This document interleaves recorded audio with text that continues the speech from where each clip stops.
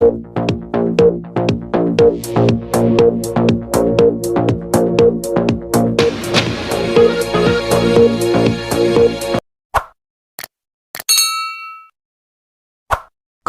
प्रदेशाध्यक्ष हर्षवर्धन सपकाळ यांनी छत्रपती शिवाजी महाराज यांची तुलना टिपू सुलतान यांच्याशी केल्याच्या वक्तव्यावरून सांगलीत राजकीय वातावरण तापले आहे। या पार्श्वभूमीवर भारतीय जनता पार्टीच्या शहर जिल्हा शाखेकडून तीव्र निषेध व्यक्त करण्यात आला। घोषणाबाजी करत सपकाळ यांच्या प्रतिमेस जोडे मारण्यात आले। यावेळी घोषणांनी परिसर दणाणून गेला। याबाबत भाजप शहर जिल्हाध्यक्ष प्रकाश भंग यांनी सपकाळ यांच्या वक्तव्याबाबत नाराजी व्यक्त केली। छत्रपती शिवाजी महाराज हे महाराष्ट्राच्या अस्मितेचे प्रतीक असून त्यांनी स्वराज्याची स्थापना करून रयतेला न्याय व सुरक्षिततेची भावना दिली। त्यामुळे त्यांच्या कार्याची तुलना इतर कोणाशीही करणे अयोग्य असल्याचे त्यांनी नमूद केले। काँग्रेस पक्षाने या प्रकरणात आपली अधिकृत भूमिका स्पष्ट करावी, तसेच हर्षवर्धन सपकाळ यांच्यावर कठोर कारवाई करून त्यांना पदावरून हटवावे अशी मागणीही भाजपच्या वतीने करण्यात आली। यावेळी पक्षाचे माजी नगरसेवक यांच्यासह प्रमुख पदाधिकारी आणि कार्यकर्ते मोठ्या संख्येने उपस्थित होते।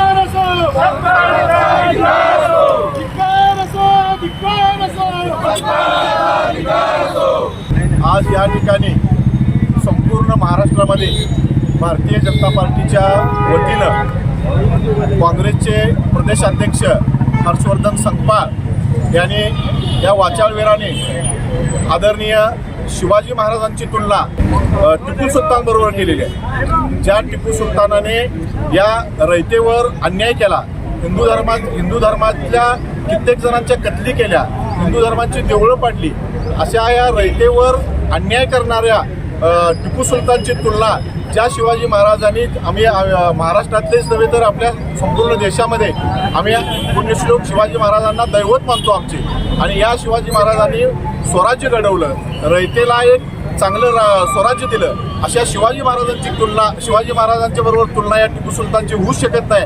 आणि या काँग्रेस पक्षाचा आणि या अध्यक्षांचा आम्ही या ठिकाणी भारतीय जनता पार्टी शहर जिल्ह्याच्या वतीनं धिक्कार करतोय, निषेध व्यक्त करतोय। आणि जरा जर या काँग्रेस पक्षाला थोडीशी जरी या शिवाजी महाराजांच्या आपल्या पुण्यश्लोक शिवाजी महाराजांच्या बद्दल आदर असेल तर त्यांनी त्या हर्षवर्धन सपकाळ बरोबर कठोर कारवाई करावी आणि त्यांना त्या पदावरून निलंबित करावं। परत एकदा मी सांगली शहर जिल्ह्याच्या वतीनं या काँग्रेस पक्षाचा आणि त्यांच्या या वाचाळवीर हर्षवर्धन सपकाळाचा या ठिकाणी आम्ही जाहीर निषेध व्यक्त करतो।